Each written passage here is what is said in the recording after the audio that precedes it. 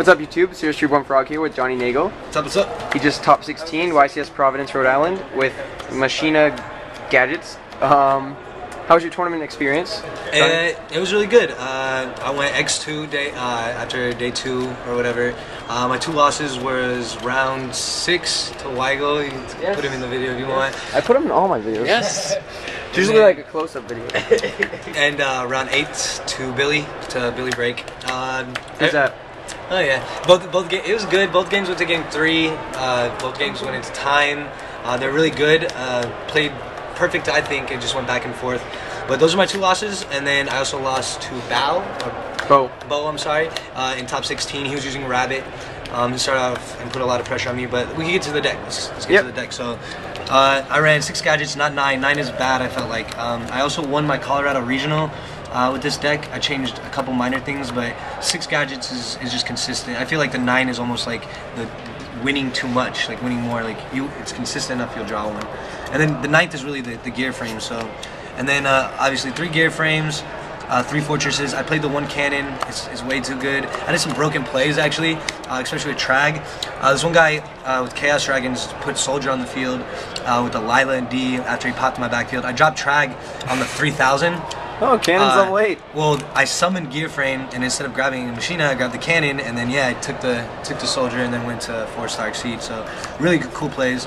Trag is probably one of the MVPs actually, and just because it's such a versatile card. Like on top of being able to not lose the game, which is so big. I can make him 4 stars, obviously, and Exceed and everything. But it's just about taking that last attack as long as you don't lose, dropping the Trag, so then next turn you're going to be able to make an Exceed and get over it. So it's also a very good answer just if you don't want to commit to the field and just a big monster because you're going to have hands. I also liked it because it's a very good answer to Thunder King. You know, I'll take 19, drop Trag, and then I can take your Thunder King. So Trag is a very MVP in this deck, and I felt very comfortable because you just can't lose if it's in hand, hopefully.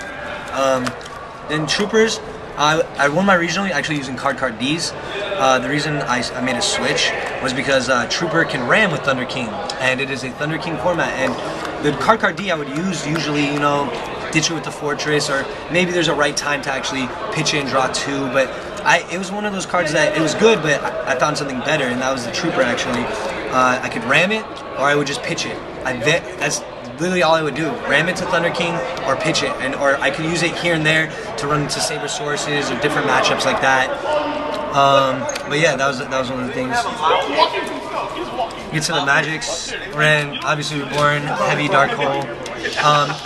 I was running Limiter, but I changed it up and I went to Pot of Avarice. I was running Limiter because I just felt like with gear, so many people don't think like you're just gonna win real fast, and a Machina gear frame to a Fortress can be almost an OTK with the Limiter. But took that out, put in the Pot of Avarice to make things a little more consistent. It was definitely a side deck card though, but it was alright. This is maybe something I changed. It's up there. Double Duality. Double Lance. Lance is so good. Gadgets were good when Shrink was out. You know, Lance is even better. You know, you can. I love this card because so many people sometimes let the gear get hit the table, and once it does, I can lance it rather with the Bottomless or the D Prison. Compulse. And yeah, exactly, and Compulse. And on top of that, it's gadgets for easy +1s. Simplify the game state, triple space. Space is good. I used this was another super hot one for me. It was triple call. I tried the double summon. I used that for a while.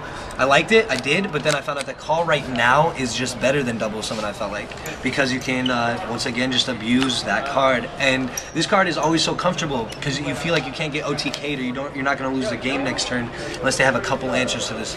So it's amazing just to keep bringing it back. Just keep bringing it back. On top of that though, with the Trooper, occasionally, yeah, like I said, I would mill and stuff. It doesn't sound that good to mill a gadget, but if you have call and you bring it back, then you get into the same cycle that you would have started by just summoning the gadget. And that was basically, call is also the MVP. The reason it's better, I should talk more on it, better than double summon, is because instead of double summoning just exploding first turn, you can wait, you have to wait 1 turn, but with the call, you're going to do the same play. Like in their end phase, you're going to grab a gadget to have a gadget to go to a gear gain X to gain the advantage, and on top of that, it brings back the Fortress. So, how much is that? How much is what? Your deck total? My deck is you're not, 41. I ran 41. I ran double torrential, too good, love it. I loved double warning, the Solemn Brigade, obviously the Judgment. Double compulse, I think everyone loves this now. I've always loved it. It's to answer the black-white cards, anything that's annoying. And gadgets just poke, poke, poke. Some of the times people are defensive, and so you can just get the monster out the way and poke them one more time for the win. So, and also, I was thinking about running 3, maybe, I don't know. Sometimes it's dead to like cards like Alias and stuff like that. Sometimes you want to get rid of Thunder King, obviously bottomless and deep prisons. But sometimes you just need one turn to put the Thunder King in hand and you can just win right there.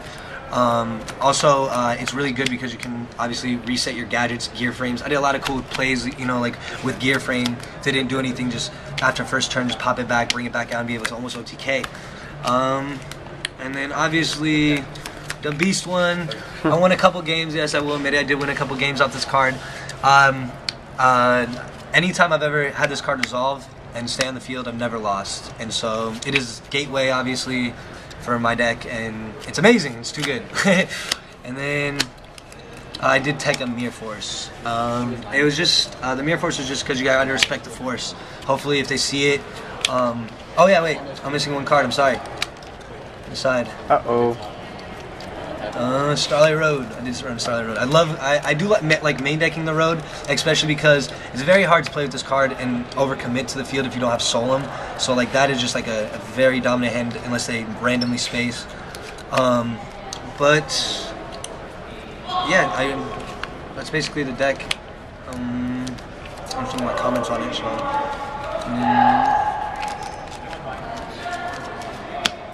Get to this. We'll get to the Exceeds first. So the Exceeds, ran the Stardust for the Starlight Road. Big Eye, obviously everyone's catching on. Big Eye is amazing. It's only picking up more play. I really like Big Eye. I did amazing plays with it. It's very unexpected. I can't believe so many people did not know the extra effect. Like, yes, your monster stays on my field forever. Yes, your monster, if it's face down, I can still take it. I really like it. Did some dumb plays when people go defensive to like Zen mains and Might Strokes and stuff like that. Go to Stardust maybe. I played 1 Shockmaster, not 2. 2 with the Ultimate Offering, yeah, but I felt like the Sigma maybe I found could be better answers when I run into a little more road decks of Chaos, if I run into Chaos Dragons and stuff like that. I ran. It's Plasma, right? Yeah, for everyone that doesn't know, this is basically Plasma. It's 3 4-stars. You equip an effect monster and opponent's out of the field to the card, and then if it battles an attribute of that same type, then it gets destroyed. Gear X's, I ran 2, not 3. 2 I felt comfortable with enough because I like having more options in my Exceed deck. I did also run double Maestro though. The reason double Maestro is because Billy made Inzectors popular again, and I love this card against Inzectors, and I liked it against Rogue, a lot of Rogue decks, especially when you feel like that bottomless once you get around their warnings and stuff like that. A win condition in the deck, especially with the Offering, is that right there. It's very easy to get off once you flip the Offering because you can manipulate your life points super easy. So it's very easy. That's why it's almost guaranteed. It is guaranteed game every time because you have multiple ways to basically take their monsters with with a Big Eye, or go to a 4,000 beater to win with the Fortress. the Ultimate Offering. I ran the Roach. Because I felt like Chaos Dragons were a little tough matchup for me, maybe because I'm not running the traditional traps such as Bottomless and Deep Prisons, and Roach is just really dominant to him, and I can go to him obviously very easily and somewhat protect him with my like compulses and everything. Photon, another MVP card I really like, just being able to poke, and then sometimes people get defensive and just poke one more time. I played this, never dropped it. It was an option that it was going to be changed for the third gear game, but I liked it because it is an answer to Gores. If they go to Gores, you go to this main phase 2 because you have little gadgets, and then the token and that are too small to get over it. So. And then I ran Kochi, some of the times for windups and other rogue decks, lots of different things. Maybe if they have a Thunder King and an Alias or something like that. It is a virtual card. It is good, and it can swing like to attack a rabbit. Maybe they remove it, kill the magician, kill something else, or attack. Also, I ran these 2 cards because there were more options to my side deck when I sided in Gozen Match. so there's more option rather than just go straight to Gear Gain X if I need to get over big monsters or something like that. So I did side. I sided double Gozer match, obviously against windups, maybe rogue decks, definitely windups though. I sided double Kaiko, like I said. I felt like dragons were a little bit tougher of a matchup, even though I might not see it a lot. Kaiko's also pretty good against agents. It's pretty good against just more virtual stuff. There's not that much you can really side out of this, but the concept is just to keep it consistent and siding a couple better cards. Kaiko's 4 stars though, which is very virtual too. And with the triple call, the haunted, I mean, once you get rid of it, comes back. Get rid of it, comes back. So, along with that, I ran a mind control. I ran this for, sometimes I just did put it in game 2 if I felt like they're playing triple T King or more rogue decks. Definitely against Gigans and definitely against the mirror match if I played it. Obviously to take their gear armor and go into an X or whatever. It's very broken in the mirror match. I played 1 Black Horn of Heaven, kind of just again for dragons, for rabbit, just to put a little bit more defense in. I did put in double Shadow Mirror for Inzectors and for Dark Worlds, obviously. I played double Prohibition. A lot of people, all my friends, a lot of people told me, Billy even said while I was playing him game 2 when he saw it, that he didn't think it was really that good against his deck and I should side it out. But game 3, I dropped it first turn. I felt comfortable just naming Hornet. I like naming Alias, I like naming Grapha. Once again, there's not that many cards you can really side in and out, and so it's virtual to a lot of different decks. I like naming Gear Armor. It just depends on the player, really, actually. Some of the times when I put this card in, sometimes I put both in, sometimes I might just tech 1. I know that's not good because if you draw a late game, but I like obviously opening up with it. I feel like Billy knows how to play around it. Other people would be like, oh, guess I lose. Yeah, that's how I kind of felt. He was like, you should take that out. I was like, I was Ladybug all day. Yeah. The crazy play he did on exactly. It was crazy. And yeah, nobody else would have saw stuff like that. I ran 1 Cyber. I was running 2, but I wanted to tech the Black Horn and make a little bit more room for my Chimera tech. I only used 1 Chimera tech. I'm sorry, I did run a Chimera tech in here. It's in my deck box, I think. It's all good. Right there, yeah. But I ran the Cyber. It's a good answer to, it's a good answer, obviously, Thunder King, Gear Armors, Mirror Match. Cool plays, maybe if I have gadgets out there, I can go to a bigger monster, run over something if I need to, obviously. One thing I might change, though, that I came to maybe thinking about was changing this to a Proto Cyber Dragon. Gear Gain X, right? And yeah, that's for Gear Gain X because you can grab it off Gear Gain X, and when I did side this in and I had it against those decks, I felt very comfortable because I would usually have Fortress 2, and so having these 2 cards like either on the field and this in hand, like there's not that much you feel like your opponent can do.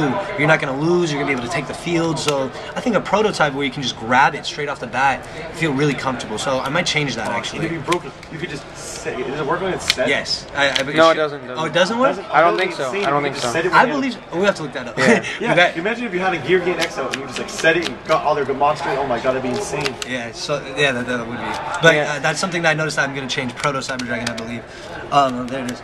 And I use Double Soul Taker again for dragons, for heroes. Everybody loves Thunder King, and they side him in all the time, or they main him, so it's a debatable card to main, but I just like in the side.